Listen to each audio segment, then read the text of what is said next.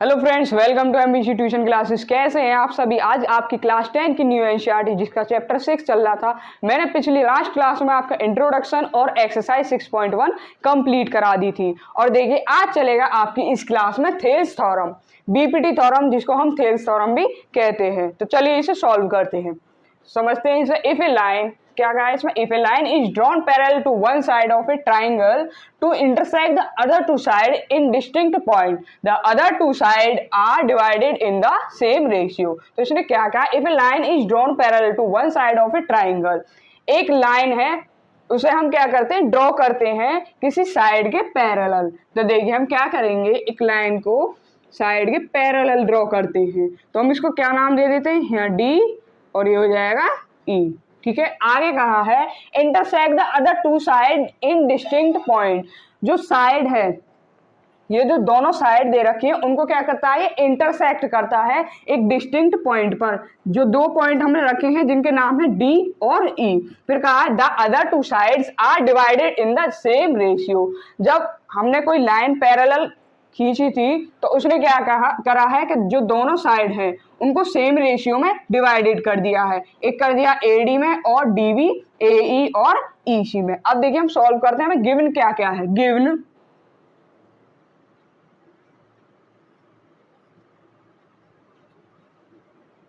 Triangle ABC, साथ ही साथ solve करते चलना और समझते भी चलना। इन विच,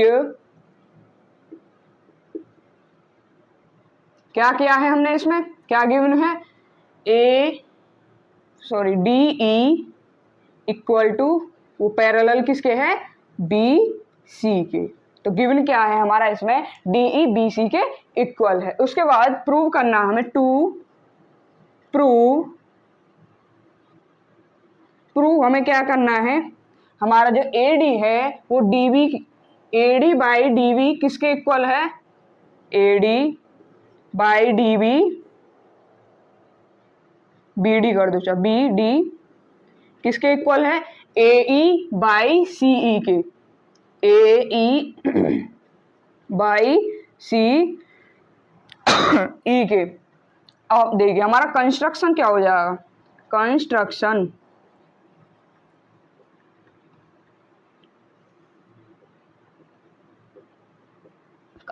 क्या होगा, देखिए हम ज्वाइन कर लेंगे लाइन बी पॉइंट को पॉइंट ई पर मिला देंगे। हमारा ज्वाइन हो गया, बी ई ज्वाइन हो गया, और एक डी को सी पे पॉइंट मिलाएंगे। तो हम लिख देते हैं join D C and B E, या C D and B E. अब हम क्या करते हैं, देखिए हमारी ये लाइन है, देखिए हम पॉइंट डी से परपेंडिकुलर डालते हैं लाइन साइड ए सी पे। तो यहाँ से परपेंडिकुलर डाला हमने ए सी पर, तो हमने इसको क्या नाम दे दिया, एम, जो कि 90 डिग्री का है। ठीक है, अब डालेंगे ई से परपेंडिकुलर ए बी पर,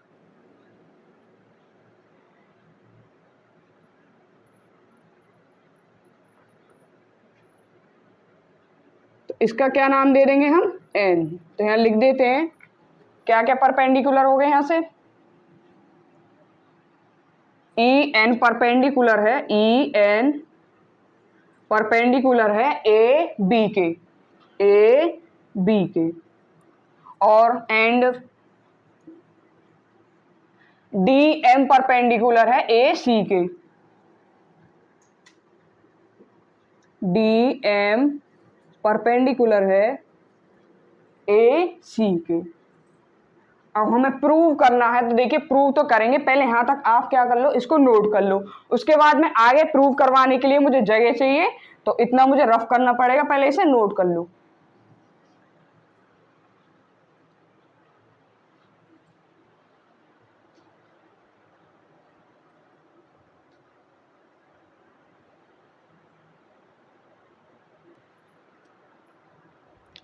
चलिए अब इसको रफ कर दें,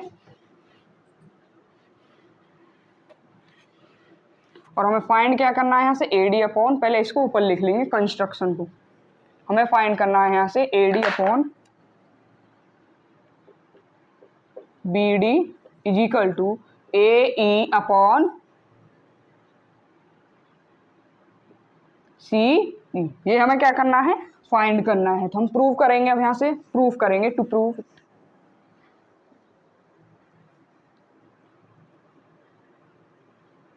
प्रूफ करते हैं। देखिए इसमें जितने भी ट्राइंगल के बेस होंगे हम उनका एरिया निकालेंगे। पहले हम क्या करेंगे, लेफ्ट साइड के लिए सॉल्व करेंगे, उसके बाद हम राइट साइड के लिए करेंगे। तो एरिया ट्राइंगल पहले किसके लिए करेंगे, ए डी ई, ए डी ई। इसके बाद बाई बी सी, ऐसे कर लो, बी डी ई कर लो, कुछ भी लिख लो, हमें करना है फिर ई डी बी। तो हम लिख लेते हैं area triangle B D E. अब हमें एरिया फाइंड करना है। तो एरिया का फॉर्मूला क्या होता है, area is equal to 1/2 base into height. तो देखिए ए डी ई का बेस निकालेंगे, पहले 1/2 लिख लेते हैं।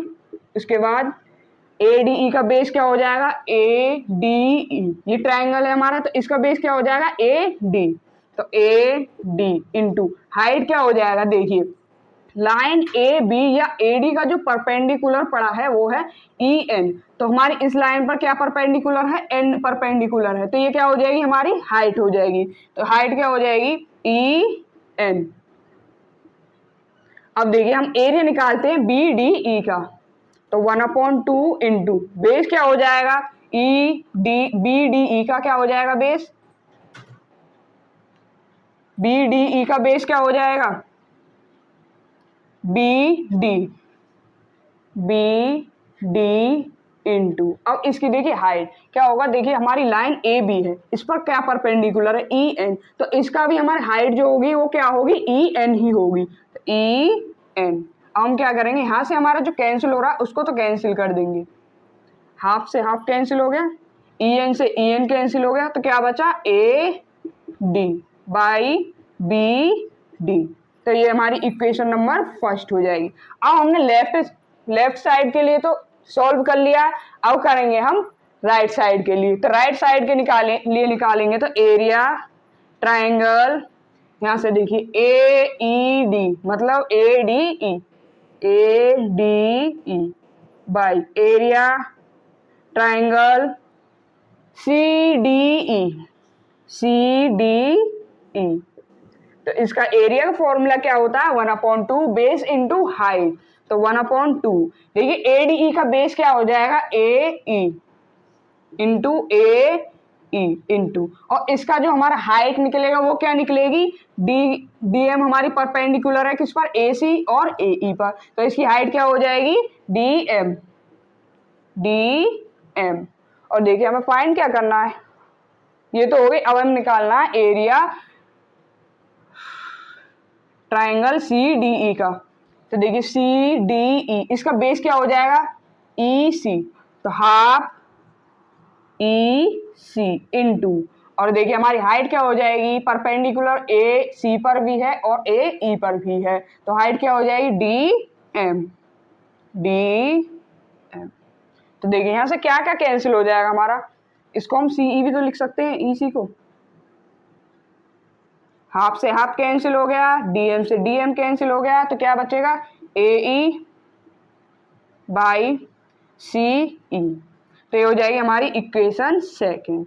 अब देखिए हमें क्या करना है, ये इक्वल करना है, सेम करना है। तो देखिए हमारे दोनों के न्यूमरेटर तो सेम है, ए डी, लेकिन यह डिनोमिनेटर सेम नहीं है। तो इन्हें सेम बनाने के लिए हमें फिगर में देखना होगा। देखिए हमारा बी डी ई और ये वाला है सी डी। आप देख सकते हैं कि हमारी जो ट्राइंगल है उसका जो पैरेलल लाइन है वो क्या है, डी ई। जब दो पैरेलल लाइन के बीच में कोई ट्राइंगल होते हैं तो वो क्या होते हैं, सेम होते हैं। एक तो ये हो गया बी डी ई और एक हो गया सी डी ई। तो दोनों एक दूसरे के क्या हैं, पैरेलल हैं। तो ये बात पहले मैं समझाऊं, इसे रफ एक बार नोट कर लो, फिर मैं रफ कर दूं, आगे करेंगे इसके बाद सॉल्व।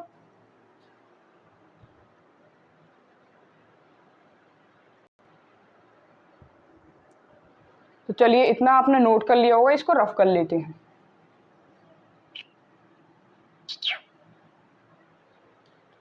रब भी नहीं कर सकते, दिमाग में आए नहीं, इतना यूज कर लेते हैं। देखिए हमने आपको समझा दिया कि ये सेम है, तो हम लिख लेते हैं आल्सो ट्राइंगल या एरिया लिख लीजिए। बी डी ई इक्वल है किसके, सी डी ई के, तो बी डी ई इक्वल है सी डी ई के। तो हम लिख देंगे both lie on the same base DE and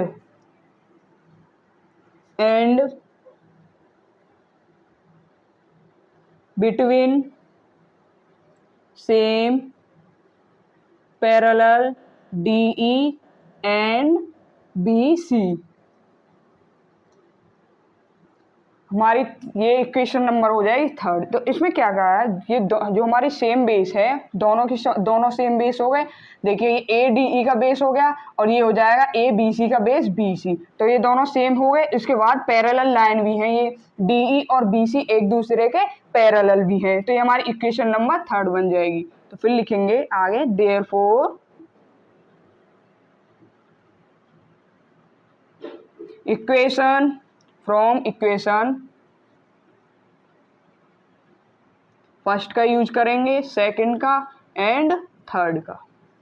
तो देखिए थर्ड तक हमारी बात ये समझा दी कि ये एक दूसरे के पैरेलल हैं, तो क्या हो जाएगा हमारी इक्वेशन फर्स्ट एंड सेकंड एक दूसरे के पैरेलल हो जाएंगी। तो इक्वेशन फर्स्ट क्या है, A D upon B D is equal to, second equation क्या है, ए ई अपॉन सी ई, ए ई अपॉन सी ई। तो हमारा प्रूव होके आ गई आपकी थेल्स थ्योरम, कंप्लीट अच्छे तरीके से प्रूव करी है। हम लिख देते हैं प्रूव हेंस या हेंस प्रूव लिख लीजिए।